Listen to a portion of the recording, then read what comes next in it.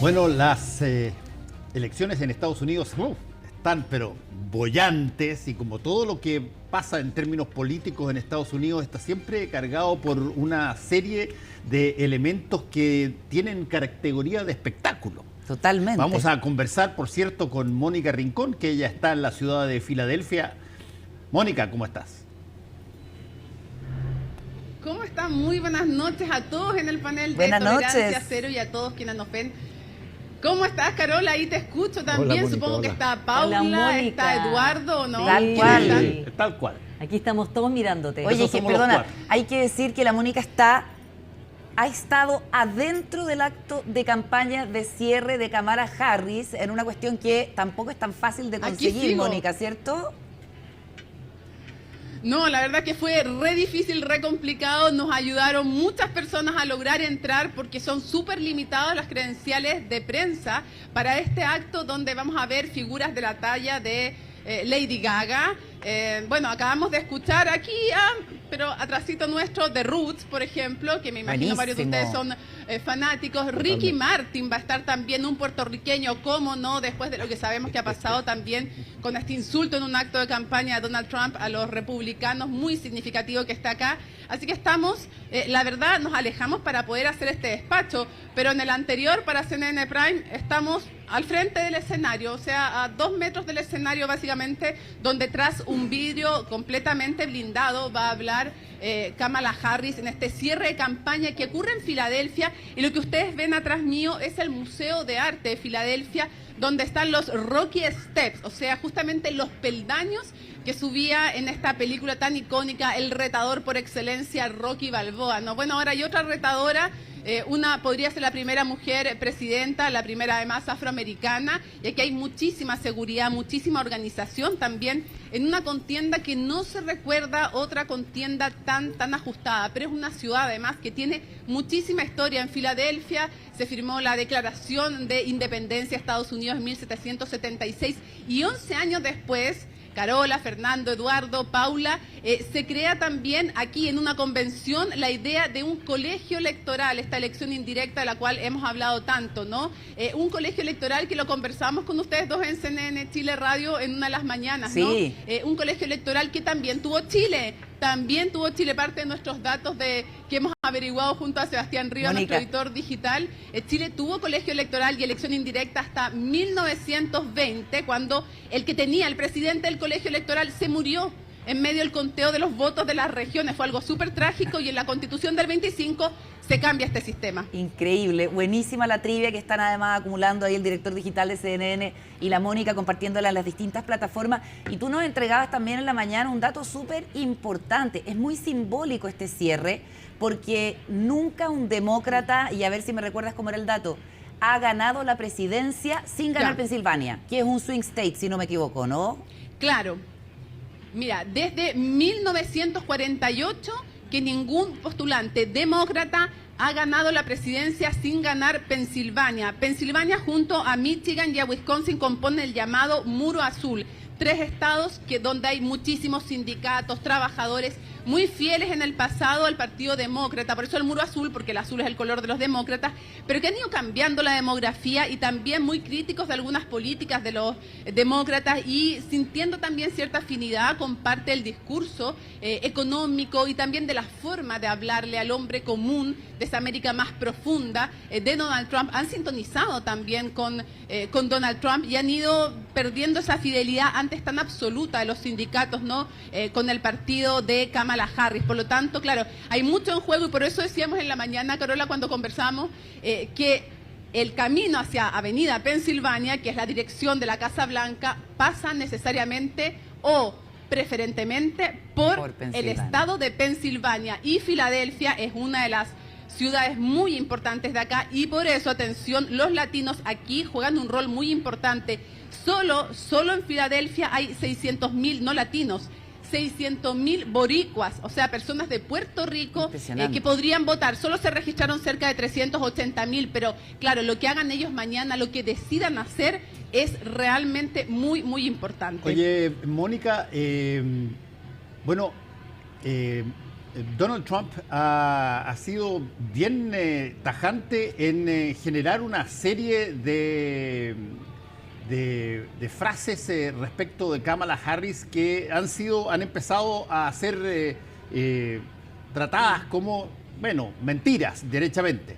Pero lo que es interesante, y te lo pregunto esto para ambos candidatos, ha aparecido una cantidad bastante grande de republicanos que tuvieron posiciones de poder que han dicho que van a votar por Kamala Harris. Hay también mucha gente desde el bando demócrata que está o ha dicho que va a votar por Trump. A ver, de los ciudadanos comunes y corrientes, sí. Hay desilusionados por Kamala, del Partido Demócrata que no van a votar por Kamala Harris, los hay. Pero grandes figuras a la altura de un Dick Cheney, por ejemplo, y de su hija, Liz Cheney, no a ese nivel, la verdad. Son muchos más de los connotados, no digo de los votantes comunes y corrientes que no son conocidos públicamente, que hayan dado vuelta entonces la espalda a Kamala Harris, pero sí en el caso efectivamente de connotados republicanos. Y lo otro que sí ha pasado y bastante es que en algunos estados donde se está peleando voto a voto, imagínense que las encuestas están en el margen de error y un estado se puede decidir por 10.000 votos a veces. Esa puede ser la diferencia en un estado y lo que determine finalmente que se quede con todos los votos del colegio electoral de ese estado un candidato o una candidata en este caso, ¿no? Lo que sí hay es muchos desencantados que dicen no vamos a votar ni por Kamala ni tampoco por Trump. Y no lo vamos a hacer porque están desencantados a veces de la retórica del Partido Demócrata o de las políticas económicas o por el tema también de Israel. Eso ha creado entre los jóvenes también bastante distancia o desencanto. Decir, la verdad es que ni siquiera voy a ir a votar. Eso sí está pasando también. Mónica, Paula, dime. Sí, como tú decías, esta elección se va a jugar voto a voto. Allá en tu reporteo, ¿qué se está pensando en términos de cuándo se va a saber el resultado de esta elección? ¿Cuál es la expectativa realista, digamos, de saber cuándo realmente esta elección se va a decidir en un sentido o en el otro? Y también, ¿qué medidas se están tomando para evitar que haya un nuevo asalto al Capitolio o que uno de los dos candidatos no reconozca que ha ganado el otro? Eso ya pasó en la última elección, ¿no? Bueno, la verdad es que una de las pocas cosas que se tienen claras es que si no gana Donald Trump va a ser difícil que reconozca de buenas a primeras una derrota. Y lo que también sabemos es que Donald Trump es probable, no es seguro, pero es probable que se declare ganador antes de tiempo. ¿Por qué? Porque los primeros votos que se cuentan son aquellos votos de las zonas más rurales, menos pobladas, que son más afines a Donald Trump. Entonces, lo primero que vamos a ver cuando estemos presenciando la transmisión de todo el equipazo de CNN Chile es que van a empezar a entrar votos más afines a Trump. Y va a pasar probablemente lo mismo del 2020. Él va a creer que ganó o va a querer hacer creer que ganó, y si se da por ganador, la verdad, de manera anticipada, eso es un escenario complejo. Por ejemplo, alrededor de la Casa Blanca en Washington, donde estábamos en la mañana, hay muchas medidas de seguridad. Se reforzaron, también estuvimos afuera del Observatorio Naval, que es donde vive básicamente el que sea vicepresidente o vicepresidenta en este caso, y se puso una doble protección de seguridad que no existía antes, unas vallas bien potentes. Negocios también tapizados en Washington, hemos visto como parte de las medidas de seguridad. Un contingente especial, estuvimos en la mañana en una ceremonia ecuménica donde pudimos brevemente conversar con todo el staff del alcalde, de la alcaldesa, en este caso de Washington, y decían, o sea, hay un refuerzo de la seguridad, Mónica, importante a nivel estatal y a nivel nacional. Así que eso está presente, Paula. Tu pregunta es completamente atingente y claro, obviamente que está preparado todo el staff de ambas campañas para ir a tribunales a impugnar lo que sea necesario, lo cual parece más probable en el caso de la campaña de Donald Trump, incluso pedir recuentos. Mónica, mira, hay dos situaciones que inevitablemente salen a la luz en esta situación. Una de ellas, por cierto, es la elección entre Donald Trump y Joe Biden, donde se produce este ataque al Parlamento, donde hay toda una situación, no hay un reconocimiento de Donald Trump de la victoria. Pero hay una anterior, que es la de Al Gore con George Bush, donde gana gana Al Gore en los votos... más de 50 días. Exactamente. 50 y ahí hay... Y de 50 días después resuelve la Corte Suprema. Claro. Y cuando tú estás tan empatado Sí. en esta situación, ¿qué factibilidad o qué viabilidad hay de que pueda suceder una cosa similar? Bueno, es que mientras más estrecha es la elección, cualquiera, en Chile, en Estados Unidos, donde sea, mientras más estrecho es el resultado, más difícil es reconocerlo. Sobre todo cuando estamos hablando de alguien como Donald Trump. Mientras más se demora también en conocer, hay más espacio para la incertidumbre y también para el miedo o para la violencia y para salirse en el fondo del marco institucional. De igual manera, hay muchos que son optimistas en el sentido de que el hecho de que quienes asaltaron el Capitolio, alguno de ellos, los responsables mayores, hayan estado en la cárcel, estén en la cárcel, eso podría ser disuasivo de la posibilidad siquiera de intentar un nuevo hecho de violencia. La seguridad está muchísimo más reforzada. Entonces eso podría ser el lado positivo o el lado un poco tranquilizador frente a la posibilidad de hechos de violencia. Mónica, pero mientras más se alargue la incertidumbre, evidentemente que el temor es mayor. Sí, Mónica, estaba mirando la última cifra. Bueno, votan 240 millones de electores, son los que están habilitados, más o menos en números gruesos. Leía que ya más Sí. o menos el 46% de la gente ha votado por correo, que sabemos que los norteamericanos tienen esa posibilidad de hacerlo de ese modo. El 46% de los que votaron en la última elección, lo cual sería, creo yo, una señal de que va a haber una buena asistencia, va a haber una baja abstención. Eso significa que habría un clima importante, o sea, hay un clima electoral, no sé cómo lo has percibido tú allí. Y lo otro es que las encuestas siguen siendo, están en el margen de error, por lo tanto estamos pensando que hay 120 millones de ciudadanos que están votando por uno, 120 ciudadanos votando por el otro, y yo me imagino que eso genera un cuadro, me imagino que se debe percibir en la opinión pública, ¿no? De cierta ansiedad, no sé cómo lo has notado tú. Mira, aunque no estábamos preparados, tenemos un invitado que nos va a ayudar muchísimo con eso. Te lo respondo y lo invitamos de inmediato. No estábamos preparados. Aquí lo Todo encontramos. casual. No, lo Nos trajimos desde encontraron en la Washington, calle. nos acompañó desde Washington. Claro, nos encontramos acá, sorpresa, en el acto de cierre de campaña. Hoy hay que recalcar que de verdad ha sido un trabajo colaborativo enorme para lograr entrar a este acto de campaña. Estamos en el corazón del acto de cierre de campaña de Kamala Harris. Fue bien difícil, un trabajo de producción enorme, de muchos amigos también acá que nos han ayudado a conseguir estar dentro para llevarles a ustedes las impresiones de lo que es un momento histórico. En este lugar también en Filadelfia cerró su campaña, hay que recordarlo, Hillary Clinton perdió frente a Donald Trump. Y tú me decías algo importante, las cifras que tengo son las siguientes. ¿Hay 240 millones de norteamericanos habilitados para votar? Sí. La vez pasada votaron 150 millones aproximadamente. Van a ir escuchando cómo empiezan a llegar los artistas y las artistas. Ahora se escucha This Girl is on Fire, claro, pues porque ¿quién es la chica que está hoy día en llamas? Bueno, Kamala Harris se supone y le están haciendo obviamente todos los homenajes, si estamos además en un acto propiamente demócrata, ¿no? A ver, han votado por correo más de 40 millones de personas. El 46% de los que han votado en forma anticipada lo hicieron por correo y otros lo hicieron depositando directamente en oficinas estatuales o de otro tipo su voto.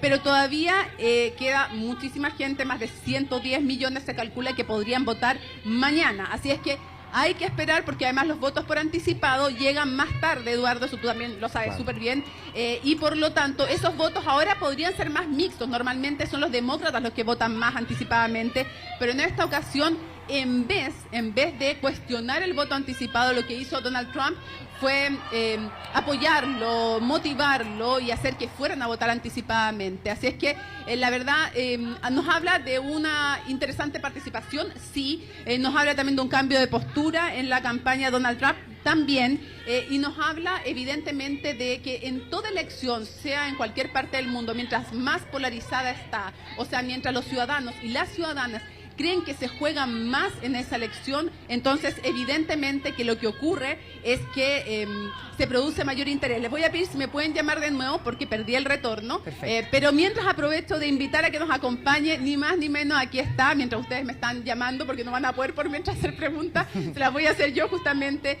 a José Miguel Vivanco, exdirector, ustedes lo conocen también en Chile, ¿no?, de Human Rights Watch, que nos acompaña aquí. Queremos agradecerte la gentileza de hacer este largo viaje durante la tarde desde Washington a Filadelfia. Aquí logramos tener nuevamente conexión con Chile para poder estar acá. De verdad te agradezco muchísimo la gentileza, José Miguel. Nada que agradecer, para mí estar contigo, Mónica, y Tolerancia Cero es un privilegio. Muchísimas gracias. Te vamos a ir haciendo yo preguntas también desde el panel en el estudio ya en Santiago. Y yo lo primero que quisiera preguntarte, estábamos hablando, Eduardo nos preguntaba por el voto anticipado, por las definiciones, y es curioso que en una elección tan grande, pero como es indirecta, no es solo que se pelea dentro de cada estado, el que saca más votos populares se lleva a todos los delegados del colegio electoral. Estos 7 estados son claves, los swing states o los campos de batalla. Pero dentro de cada estado me gustaría que tú contaras lo que pasa con los county. ¿Qué son los county y por qué son tan importantes? Mira, los counties son, yo creo que en Chile podrían ser comunas, ¿no? Pequeños municipios que a estas alturas hay que estudiar uno por uno dentro de los estados clave, ¿no? Y cuando hablamos de estados clave, por supuesto, es Pensilvania, también Michigan, ¿no? Y dependiendo de la demografía del county, fundamentalmente el factor principal es el que si existe o no estudios superiores. Es decir, los estudios universitarios pareciera ser que se impone como la nueva, un factor que divide a las distintas comunidades. Mientras más estudios, más probabilidades hay que voten por el candidato, la candidata demócrata. Mónica. Digamos, si se trata de personas en zonas rurales con poca educación, esos son fundamentalmente los sectores en los distintos counties, en las distintas comunas, condados, que claro, se pronuncian por Trump. Pero también hay divisiones que cruzan todo esto y que tienen que ver con el género. O sea, si se trata de hombres o mujeres, ¿no? Las mujeres parece que van a hacer una enorme diferencia y en este caso la mayor probabilidad que tiene Kamala Harris de ganar la presidencia es gracias al voto femenino en zonas rurales y también en zonas urbanas, ¿no? Pero, digamos, lo que resulta tremendamente sorprendente es que un país de más de 300 millones de personas, 325 millones o 330 millones, la suerte del país va a depender de los resultados de unos pequeños municipios, de unas pequeñas comunas, porque es allí donde se juegan, en función del voto, quién se lleva los delegados al colegio electoral. Y podría producirse un fenómeno similar a lo que se dio cuando Hillary compitió para la elección contra Trump, donde Hillary ganó por más de 3 millones de votos populares en todo el país, pero perdió en estos 3 estados como son Pensilvania, Wisconsin y Michigan por 75,000 votos. José Miguel, antes de dar paso al estudio, porque ya hay preguntas del panel, quería preguntarte, ¿tú dirías que para esta elección, pensando en lo que puede pasar después, el día después de la elección, Estados Unidos y las instituciones democráticas que tienen que velar por todo este proceso electoral, desde los registros electorales hasta la Corte Suprema, los oficiales, que son la parte de la burocracia que vela por el proceso, ¿están más preparados o menos preparados? ¿Las instituciones democráticas de Estados Unidos están más fuertes o menos fuertes?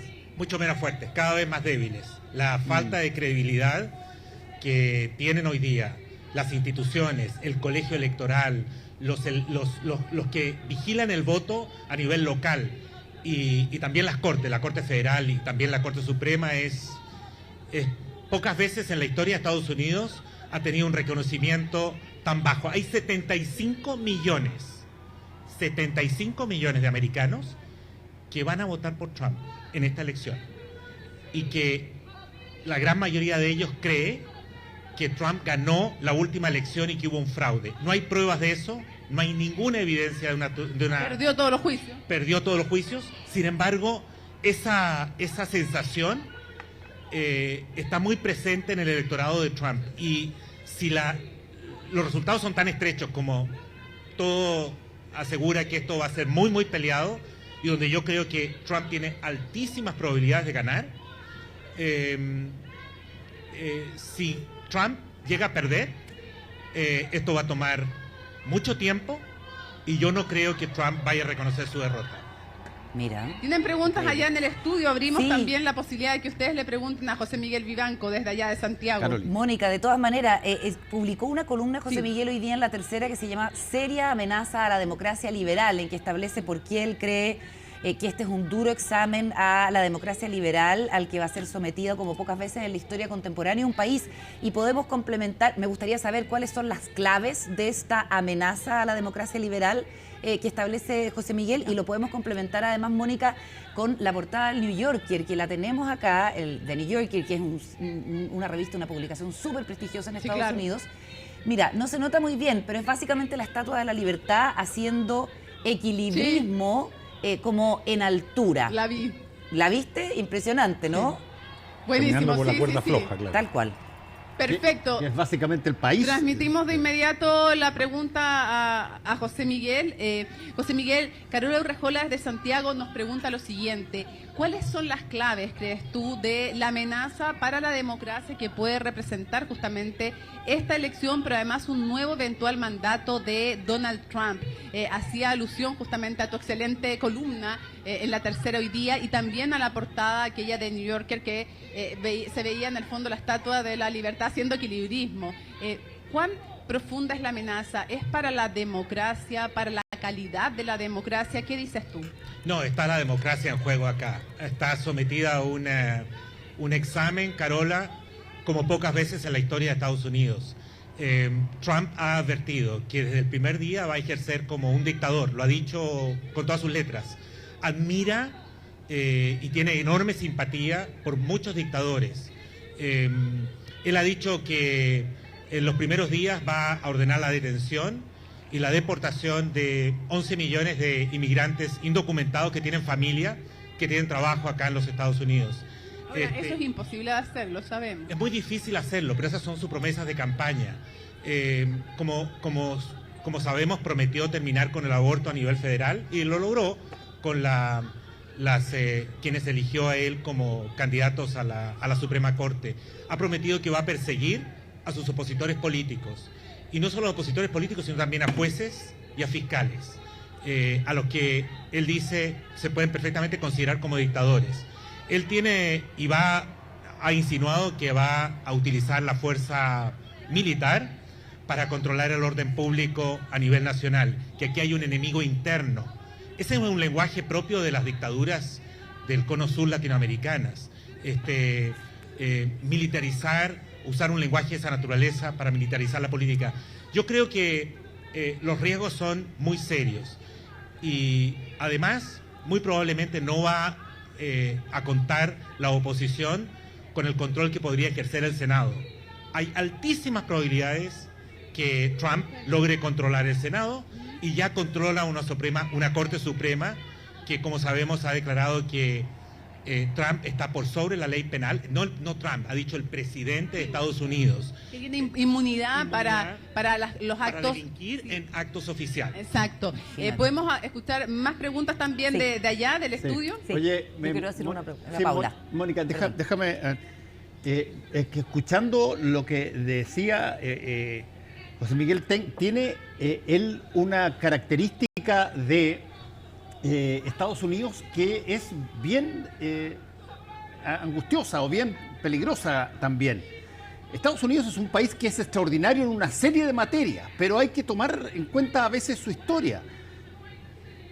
Estados Unidos se independiza de Inglaterra y 100 años después está ya todo listo y preparado para matarse entre ellos en una guerra civil gigantesca que siguen teniendo una serie de rechazos y una serie de todavía Sí. taras que se pegan. Entonces, desde ese punto de vista, ¿qué posibilidad hay de que el país se convulsione a raíz de esta situación política? Ya. esa historia, sí, súper importante. Fernando Paulsen hace referencia a esta historia de violencia desde la guerra civil y podemos agregar el 10% de los presidentes han sufrido atentados en los cuales han muerto, han quedado seriamente heridos. ¿Qué nos puede decir eso de lo que pudiera, José Miguel, ocurrir más que mañana, el día después de mañana y lo siguiente? Creo que el estado de polarización que existe en este país y la demonización y satanización que se ha hecho especialmente del lado de Trump hacia quienes piensan distinto, representan posiciones o intereses diferentes o pertenecen a comunidades diferentes, ¿no? Esas nociones de racismo que han resurgido hacia minorías, hacia sectores afroamericanos y también, por supuesto, latinos,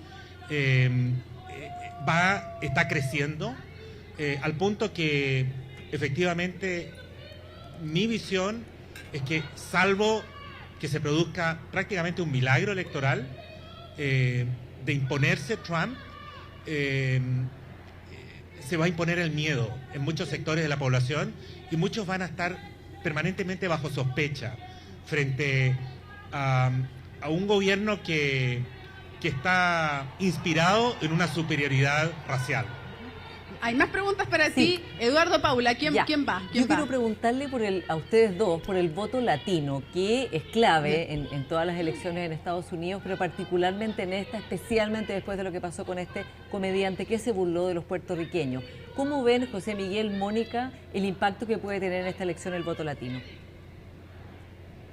Uy, es súper importante. Paula Escobar nos pregunta por el voto latino, ese voto además que existe. Es tan importante lo que dice Paula, que ese voto latino ya ha constituido el llamado cinturón latino. O sea, había antes el cinturón del óxido, de los trabajadores deprimidos, estaba también de las industrias deprimidas, está el cinturón del sol y ahora está el cinturón latino. ¿Cuál es el peso que puede tener, José Miguel? Pregunta Paula Escobar.